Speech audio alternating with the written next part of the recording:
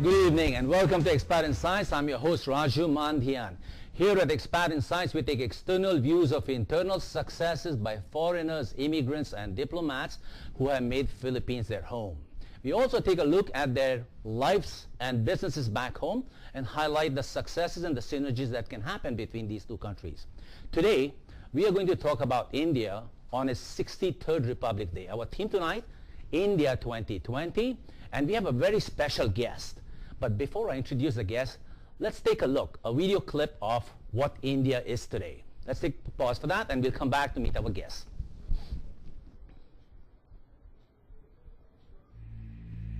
There are two Indias in this country. One India is training at the leash, eager to spring forth and live up to all the adjectives that the world has been recently showering upon us. The other India is the leash. One India says, give me a chance and I'll prove myself. The other India says, prove yourself first and maybe then you'll have a chance. One India lives in the optimism of our hearts. The other India lurks in the skepticism of our minds. One India wants.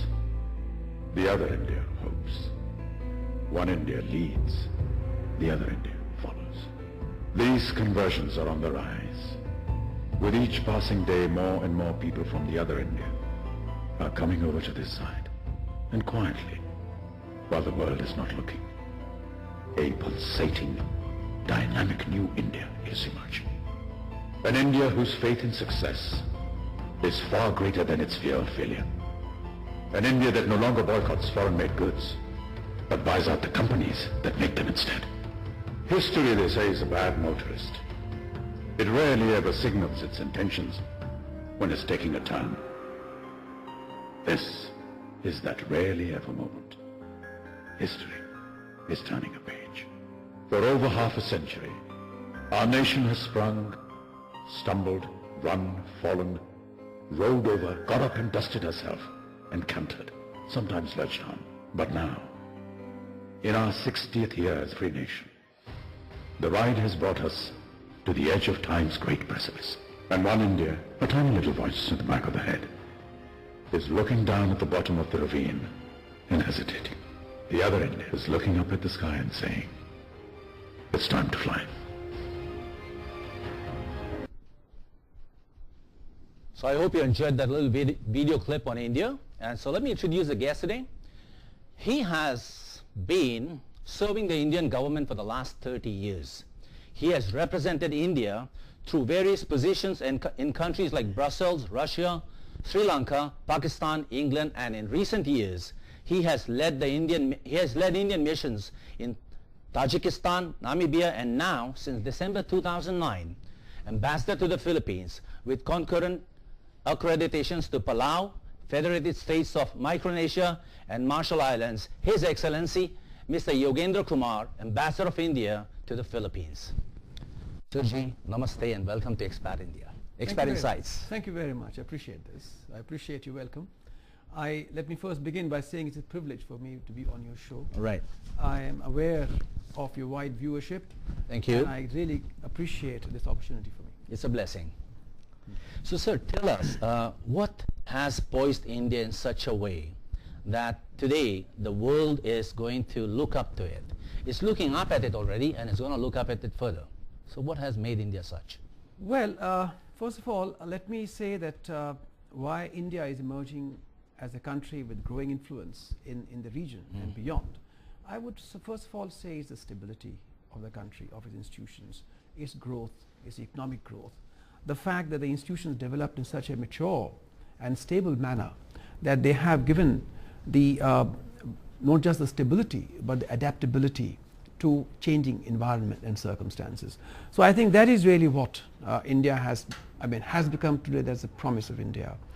And you have to realize that this is in our 63rd year of our new constitution. Yeah. When inheriting the technological and socio-economic backwardness of 1947 at the time of independence. During the bondage years, yeah. Yes, during the period of colonialism and the independence that we achieved in 1947. Yeah. So since that time, it has really been a transformation. Okay. So that is really how I see how India is growing, and that's its promise. So during that period, there were many countries who were under bondage or being colonized by other countries. What cultural values, what historical backgrounds and what belief systems of India give it this strength to be able to position itself in such a way 60 years after being free? Well, again, there are two factors. First of all, as I said, that we are now reaping the benefit of the stability and the maturity of the institutions that we actually have got over these years, these 6 decades. Yeah. But it's also, I would say, a mix of two factors. One is the ideals of the anti-colonial struggle that was waged by the Indian people under the leadership of Mahatma Gandhi. And that was an amazing leadership because this leadership believed in the principle of non-violence, believed in the principle of mass mobilization. It was not an attempt to create change from top to bottom, but it was actually to lift the people upwards from the bottom, so to say. So it is that organizational transformation which actually changed the attitudes of people. And the fact is that this particular, let's say the principle, the value, what it meant was that the political transformation which took place, which was achieved in India in 1947, that was, I would say, a transformation which was in a way seamless. It was politically non-disruptive, and therefore it did not lead to a situation when we destroyed the institutions that in a way were imposed on us by the people who ruled us at that time. But we took those institutions and turned them around. We gave them a new life. And this was a life which actually was given entirely by the ideals that Mahatma Gandhi represented. And we were fortunate enough to have his chosen favorite disciple, Jawaharlal Nehru, to be the first prime minister. The first prime minister of the country. And he also, he inherited, imbibed those values. He was also a profound Democrat, a genuine Democrat. And therefore, the new ideals that we had and the stability institution that we actually were able to ensure through our democratic values and virtues, these formative years for us were extremely crucial. So these really are the values, I would say, that give us strength. They are giving us strength today, yes. Sir, we are coming to a break in 1 minute, and I want to bring this conversation to the Philippines, because today Philippines and India seem to be getting closer compared to what they were before. But before I do that, can you take a minute and just tell us what you like about the Philippines? Well, I'm actually very happy to be in the Philippines. Okay. They are wonderful people. They love good life. They are people believing in family values. Like the Indians. Like the Indians. They are people who are devout. They are, the other thing which I found very fascinating about them is that they have an truly globalized outlook. And therefore it is very easy for a foreigner to relate to them. There is Asianness in them, and that is what we found in terms of, as I said, family values and so on and so forth. And they speak English. So our interactions with them are very easy. And that's what you like. I mean, one is the nature of the people, and B, the values that we have. We are democratic, we are eclectic by nature. And for these reasons, the interactions are very easy with them. Good. I'm glad to hear that, and I'm sure the audience that is watching this show likes to hear that too. So we'll take that break, and we'll come back and talk to you about what are the potentials between our two countries. And so this is the Ambassador of India, and we are still with Expat Insights. I'm your host Raju Mandhian, and we'll come back after a break. Good evening. You're still watching Expat Insights. I'm your host Raju Mandhian. We are still with His Excellency Ambassador Yogendra Kumar of India to the Philippines, and now he's going to tell us about what are the potential areas where Philippines and India can grow together and are growing together as of this moment. Sir, so besides India, Philippines having these values that match India, can you give us a little background on when and how did this occur, and where can we take this? Well, again, we are, I think, poised at the threshold. This is Philippines and India. Indeed, threshold of a new relationship in a way. It certainly has a long history because we've had very strong and close and enduring civilizational ties. But we are now living in a new age, a new era.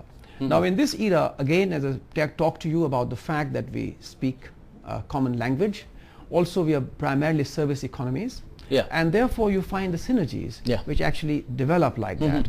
Besides, I think the Indian and Filipino people have been interacting with each other in different forums, so they have a good idea about each other. Yeah. You find, for example, this is something which I noticed when I arrived first, that the Indians are the largest group of Magsaysay awardees. Magsaysay Award. Yes, Magsaysay, the yeah, of number course. is more than even the Filipinos themselves. So it gives you an idea. It began, the first awardee was a favorite disciple of Mahatma Gandhi, Vinoba Bhave. Vinod Bhave, not yes. Vivekananda. No, Vinoba Bhave. You're right. And so the point is that we have this kind of natural kind of way of bonding with each other. We are developing countries. Right. So we find that there are areas like whether it's pharmaceuticals, whether it's public health, whether it's animal husbandry, whether it is IT, we talk about the IT. Which is a big one, yeah. Which is a big one. Yeah. Whether it is in real estate. Yeah. I mean, IT, of course, is a much vaster, a much bigger sector, but we talk about the BPOs. So the point is that in all these areas, there is a natural, let's say, a synergy which is developing. Right, right. It's a win-win situation. There are two things. One is that we face common development challenges. These are reduction of population, poverty, yeah. poverty, raising the standards of our people, as your clip showed when you actually featured Amitabh Bachchan. Right, sir. I think we have similar problems. Then we have a very healthy developing trend. Yeah. For the last 5 years, we are growing at the rate of 25% as far as trade is concerned. Oh, between the two countries, the bilateral trade. Okay, that's correct. I know that. It's very good. Now, I'm just trying to put it to you that we are growing, our trade is growing at 25% per annum without an FTA, a free trade agreement in trade in goods.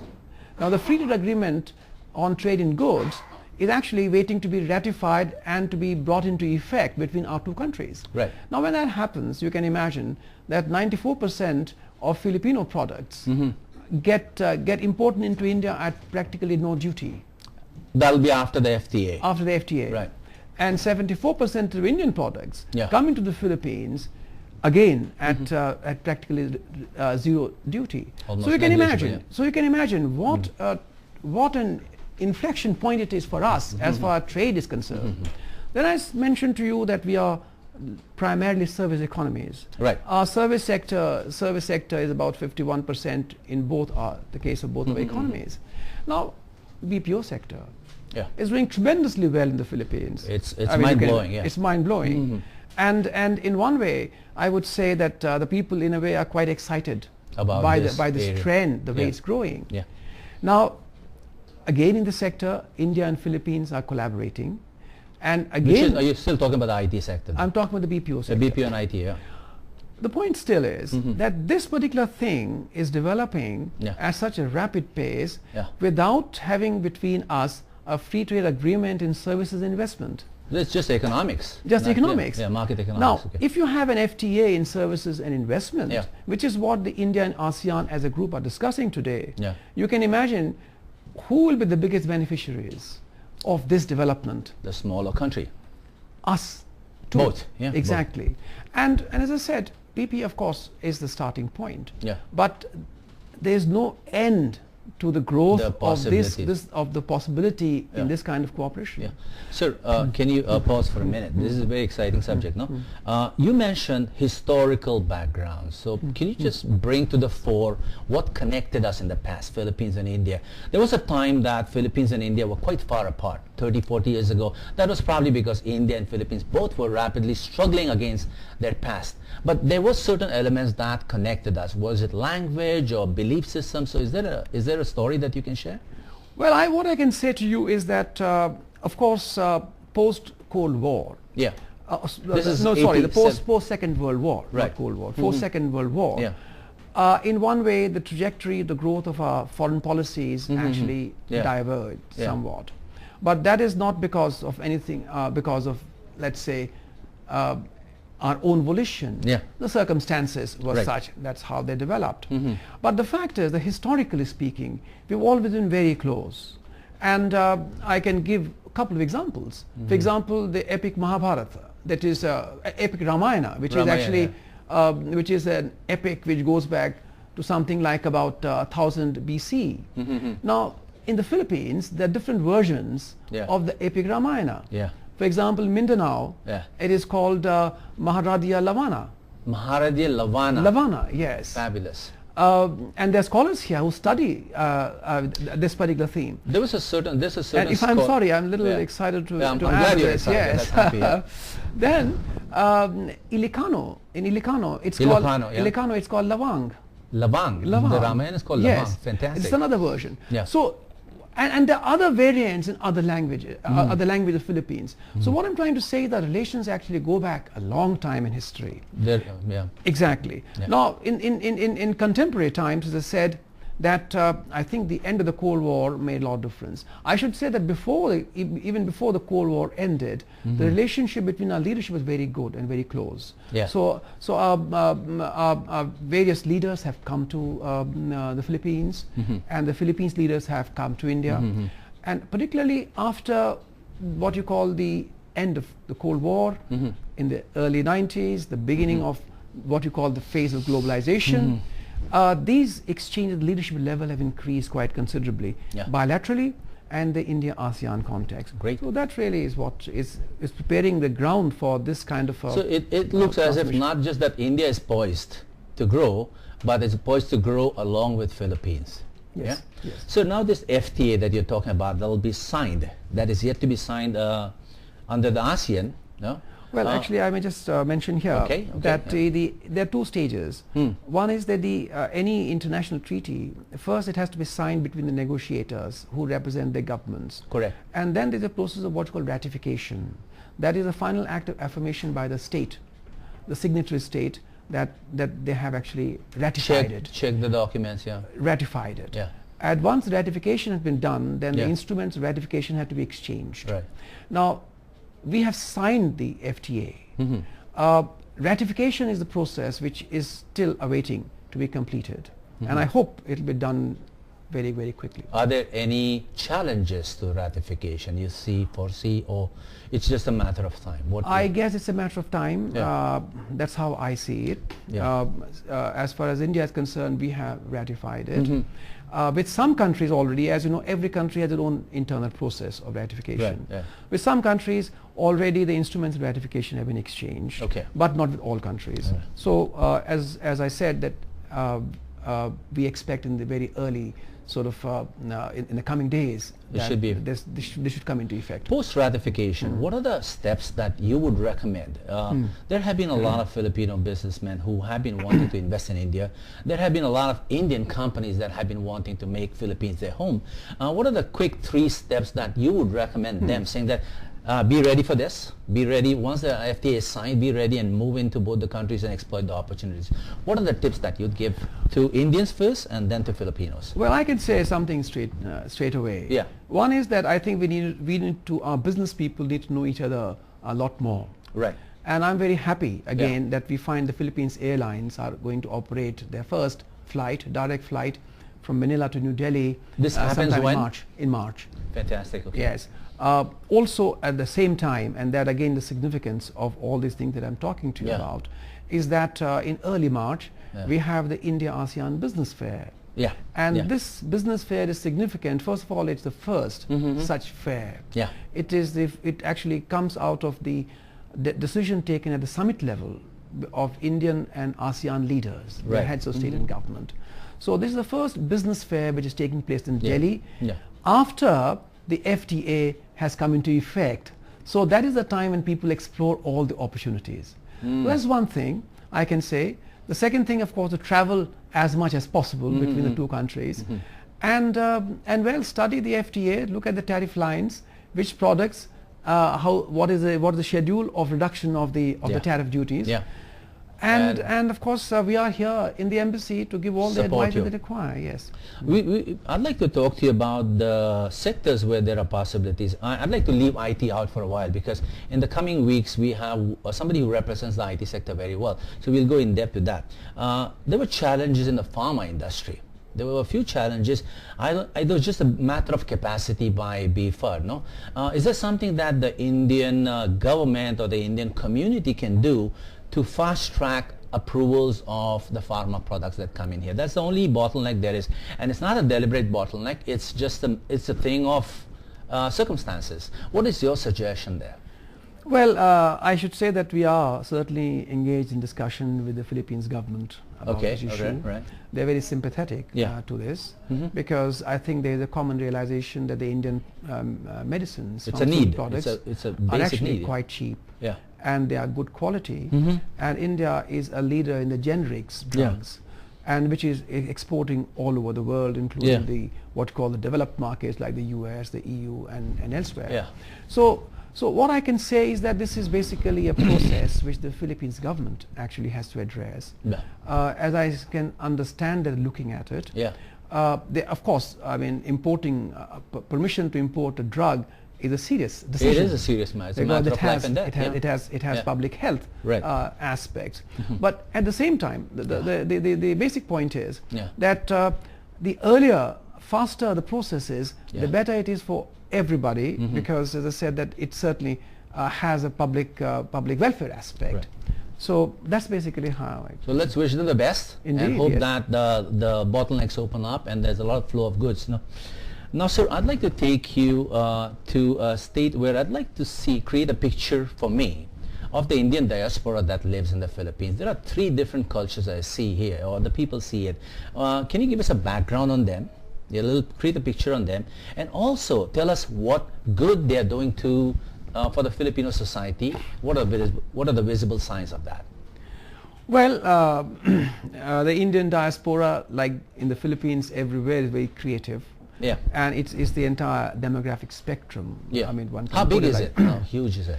Well, basically, I can only have an inaccurate figure. The reason is that we encourage Indian citizens to register with the embassy, but not all do that. And when you say diaspora, it is not only Indian passport holders, but even others. Correct. So I would say it's an entire spectrum. You have business people, you have students, you have heads of multinational corporations, you have very highly qualified experts in the Asian Development Bank, scientists working in the Indian Rice Research Institute, and I think they're doing very well.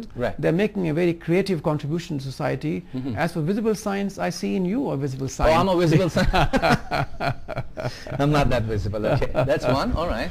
Well, I said there are so many others. I could say, and many of them, of course, because of intermarriages. So now, as you can see, there's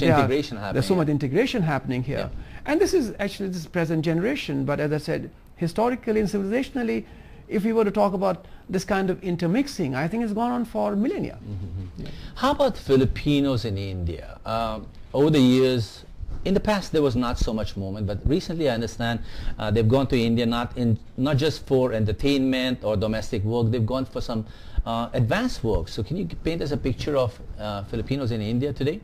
Well, one I can say, of course, is very happy to actually learn that Robin Padilla, the actor, what is he doing there? Well, he and his wife Muriel, they went to India and they shot a film, with Taj Mahal. Oh, Filipino movie was shot in India? Yes. All right. Well, so you can imagine. I mean, what I'm trying to say is that you find a lot of this kind of interest being generated amongst the Filipino people who come to India. And as I said, it is the Asianness, really, because I'm quite sure the way he looks at the Taj Mahal is quite different from, let's say, Westerner looking at it. They are there. I mean, it's actually, the number is growing, I should say. We have a lot of joint ventures coming up. And these joint ventures, some of them are actually in the what you would call the frontier areas, whether it's management. Like, for example, the Del Monte and Bharti Mittal Group, they've set up it's a food processing and a vegetable growth and repackaging and also cultivation of vegetable, repackaging and retailing. And this is actually a frontier area because they are brought to that unique values that they possess. So you have that, and as an example, then I know Manila Water. They are again joined the Ayala Group. Manila Water is an Ayala. Well, they are joined up with some Indian companies in India to execute some of the water projects. So you find that some of these high-end, let's put it like that, the high-end kind of collaboration is taking place, where each side brings to a particular effort their own characteristic and own unique value. And again, some of these are, as I said, highly skilled and highly specialized jobs. Travel to India is easier now? Is it easier, or is going to become easier after the FTA? Well, actually, it's already quite easy. With the inauguration, the direct flight, I'm sure all the inhibitions that people might have here would all be shed. About going to India, that's far off and all that. It's not really that. And I should also mention that our Prime Minister announced the last India-ASEAN summit in October in Hanoi, that with effect from 1st January this year, the Indian government actually has introduced a 30-day visa on arrival facility. So that again is something which has been offered to the Philippines citizens. And this again, I think, should be a major sort of stimulus for this movement of people to India. Sir, I also have one more guest who's coming in, and he's going to talk about the ASEAN event in March in India. But before he does that, what I'd like you to do is tell us a bit about the coming Republic Day. What are you at the embassy doing, and what's the community doing to celebrate the 63rd Republic Day? Well, thank you very much. I think the fact that we are meeting today actually is on this occasion. The start of point, okay. The starting point. Well, Republic Day, as you know, is our Constitution Day. That's the day when our Constitution came into effect on 26 January 1950. So we celebrate that and to look back as to what the contribution our Constitution has made to our public life, to us as Indians. Well, we have on the 26th January a flag hoisting ceremony in the morning. It's open to all Indians. And Filipinos? And well, Filipinos can come, but it's actually in a way very much a celebration of the Indian Indian holiday, so to say, Indian National Day. So morning you have flag hoisting, where I read the President's message on the occasion. And in the evening we have a diplomatic reception, where we of course invite some of the distinguished figures in the Philippines public life, and of course the members of the Indian community. Is there anything that the Filipinos can participate or witness on the 26th of January here? Well, I guess program like yours, that's our thank you very much. You're plugging my show. That is you know, I mean, one way to get to know a little bit about India. But we'll be having some other, like we are putting out a newspaper supplement about India. And well, it's an ongoing thing. So, for example, very recently you had the PETA, the PETA, Philippine theatre group, and they actually adapted Rabindranath Tagore's play The Post Office, which was adjudged it's adjudged the best play of last year here. And we also have Indian cultural troops coming here.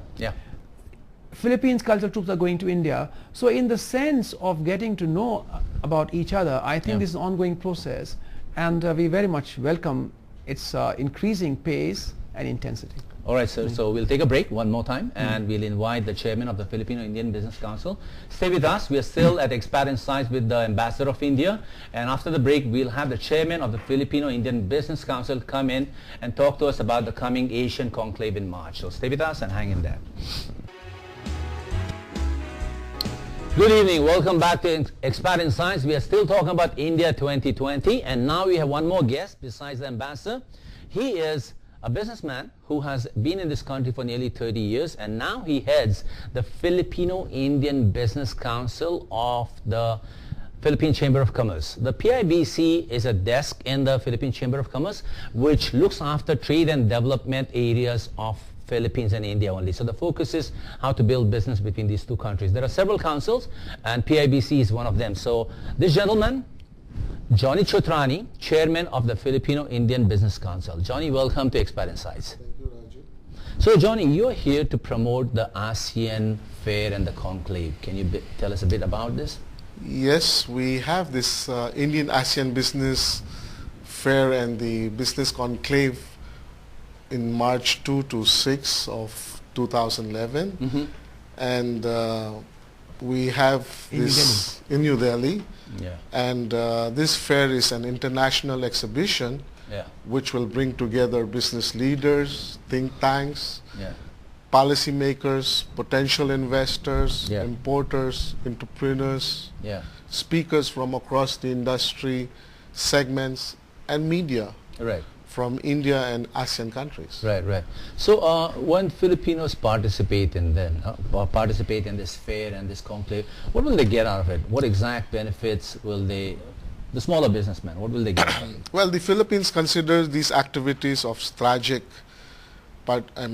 importance as the country's... Strategic importance. Yes, yeah. strategic importance as the country's participation is Yeah. envisaged to generate substantive opportunities for Philippine products Right, right, and services into Yeah. Indian market. right, right.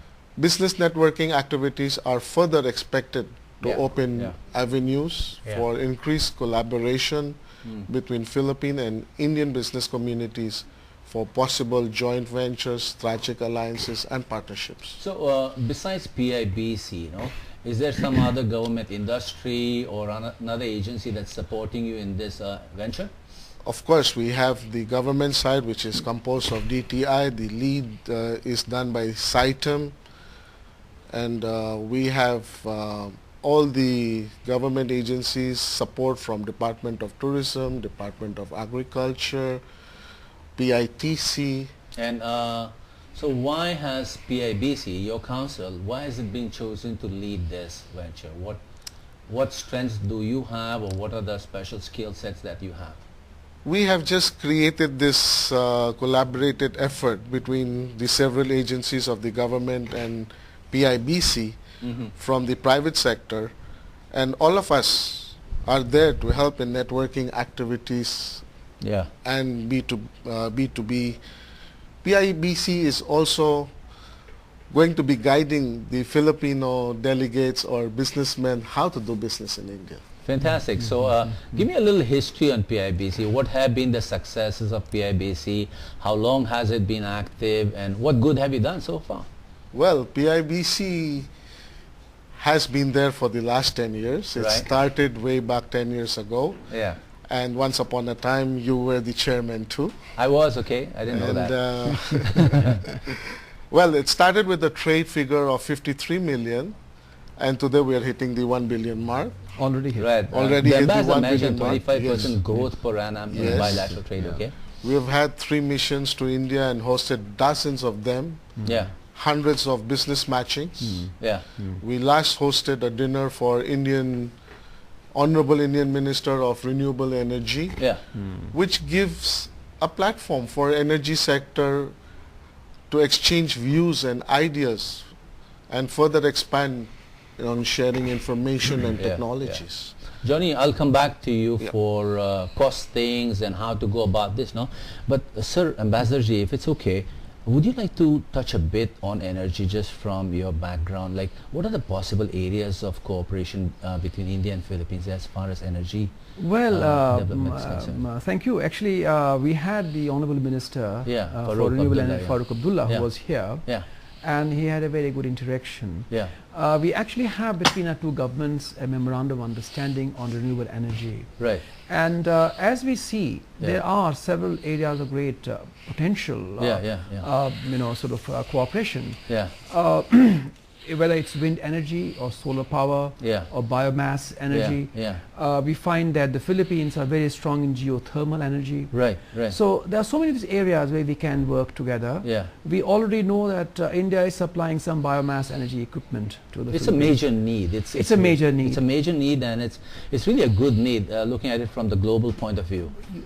You see, as we see, I mean, the similarities between India and Yeah, the Philippines yeah, are yeah. that you also have a lot of the small islands. Yeah. Our territorial expanse is huge. Yeah. Therefore, for you to have a pan-national energy grid Right. Right. is not an easy thing to do. Yeah. But if you have, for example, renewable energy, Yeah. let's say centers in each of these places, for example, Right. it can help in a long way in actually easing the problem of energy. Yeah. So as I said, that whether it's solar power or the wind energy, whether Right. it is biomass, Yeah. geothermal, in all these actually you can have it can be part of the national grid, but it can also be concentrated in one particular area, Yeah. and you avoid the expenditure, the Yeah, vast expenditure in yeah. actually joining that to the national grid. Yeah, there were two stories in my mind. No, One of them was several years ago I went to Delhi, and Delhi had that time implemented the LPG rule for buses and taxi cabs, which is now happening in the Philippines. But there was one company that really takes the cake, Suzlon. I don't know if you've heard of Suzlon. Yes, It happens to be from the wind power. The Pune, yeah. They make this. And is there any chance that Suzlon might make a move to Philippines and transfer their technology and production? Any connections? Because I do know that an energy delegation is going from here to India. Right, right. So I guess they'll be looking at various possibilities. Right. But again, as my good friend Johnny Chotrani said just now, the right place for all this networking actually is the India-ASEAN Business Fair. Right. Right. And And energy it's going to Delhi. So, Yes. Johnny, you want to tell us a bit more about what will happen in Delhi for people who go, and how big is it? And besides the benefits, can you create a picture of what Delhi is? Because I'm sure lots of Filipinos would want to know. How much does it cost? Who should they contact? Well, we've created the secretariat for the costing and travel, Yeah. which they can contact our secretariat, which is Hani of Philippine India Business Council, 810-5625, or they could email us at You PIBC. could give us a number. We'll just flash them on the screen. Okay. That's okay. Yeah. And of course, we have Esther Rosario of DTI. As far as Delhi is concerned, it's the capital of India. I'm sure His Excellency is It's much more worse with more Delhi. versed with that. And this is the first time that, as what His Excellency mentioned earlier, Yeah. it's the first time that we are having this India-ASEAN trade fair. Right. And you will have 10 countries 10 representing the ASEAN members. I thought there members. were more than 10. 11?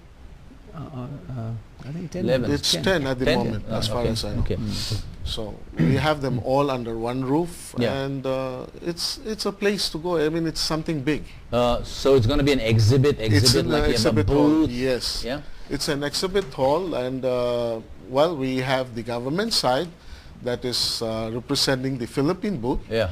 and we will have business delegations which could participate as part of exhibit. Have you already signed up, and has anybody shown interest, and who amongst the Filipino business leaders are There joining has you? been a short list, and we are still updating because we've just You sent could out the probably invitation. cite names so that people Well, will be we have interested in it. people like June Palafox. Yeah. We had some interest from some airlines, Philippine Airlines also. Cebu and PAL, we have other airlines. We have the hotel industry that is showing interest, Yeah. and a lot of them from the food sector, processed food sector. So can you give us cost, and how much will it cost? Is this good for small business people, or is this good for large corporations? It's for both, because you're looking at India market. So are you saying that people in the aquaculture and the fishing industry Yes. can also take part in it? Yes, How of many course. how many members are you taking with you? We're looking at 20 to 50 members from the business side, but the government side has their own count of about 30. Budget, Johnny? Budget, ballpark figure, 5,000. That includes registration and flight, or just? The registration, flight, and accommodation. Great. So we'll flash that website and your contact details on Yes, this, though, yes. if Hani can give it. So thank you for being on this show. Sir Ambassador Ji, thank you for being on this show. I'm not going to close the show. What I'm going to do is leave the floor open for you. And I'd like you both to give us a picture of what Philippines and India can be like, say 5, 10 or 20 years from now. What is your view of the Filipino-Indian future? Oh, those are the contact details, Johnny. They're coming up, no? Right there, yeah, on the screen. So maybe, Ambassador, you can go first and say, what does the future look like for us, the Indians, in 10 years, or Filipino Indians in the next 10 years? Well, I think the future is very bright. Yeah. That's how I see it. Yeah. And in a way, perhaps the world has begun to recognize that. Yeah. As is very obvious that coming out of the global financial crisis is the Asian region which is leading the world economy out of recession. Right. So I think there's a significance. Is a significance of historic proportions. Yeah. The world trade is shifting already towards Asia from EU and US. Europe and US. Yes. From 2004 to 2009, it's 26%. Yeah. From 26%, it's been 31% of world trade is now actually there, and now it's increasing. at a much more rapid pace. And we are part of it. India and the Philippines, the ASEAN and the other countries of Asia are part of it. India is growing very rapidly. I think this financial year, which ends on 31st March, we expect the growth rate of 8.7%. Fantastic. Next year we expect 9%. And in fact, one study by Morgan Stanley says that in the coming years, 10-15 years, India is expected to grow between 9 to 10%. And in a couple of years' time, the rate of growth actually India's rate of growth might actually exceed China's. So it's actually a huge potential. I mean, after all, India is a country of 1.1 billion people. So you can imagine a country the size. It's like China. It's transformational. So, and that we are doing as part of Asia. Right. So I think that is a significance. That's the future. Great. When I was the chairman of the Filipino-Indian Business Council, one of my dreams was to build a 6-lane highway from Bombay to Batangas. You think, Johnny, you can make that dream come true? What's your point of view? Well, as a businessman, I would like to look at PIBC helping in opening the boundaries. As what you said, 6-lane. 6-lane there highway, are no back boundaries. And forth, There are no boundaries. No toll. No boundaries. May I add something to this here? Yes, sir, please. Yeah. Well, India and ASEAN are actually quite actively engaged in building what are called the surface connectivities. So India actually, bridges. Exactly. India actually is involved in projects for construction of roads across Myanmar into Thailand, Laos and Cambodia. Oh, so my and dream is that not gets very linked far. up, exactly. So my grandchildren will be able to drive to Bombay from Batangas. Well, why not? Maybe before that. All right, thank you very much for being on this show, Expert in Science. And if there's anything that I haven't asked you, you have 30 seconds to talk to your friends and audience, and the show is yours. Sure. Ambassador. Well, all that I can say is that Asia is the future. Actually belongs to Asia. To Philippines and India. And Philippines and India. Mabuhay tayo. Yes, indeed. And therefore we need to look at it both with a sense of responsibility and exhilaration. Yeah. Thank you.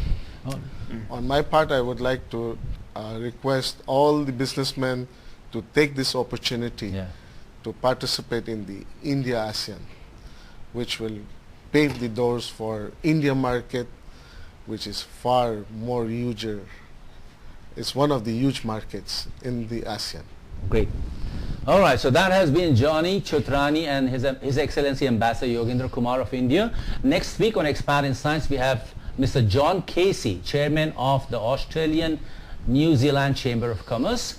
So watch us and we'll see you next Sunday. Until then, Mabuhay, good night, and God bless you all. Happy Republic Day. Thank you. Pleasure.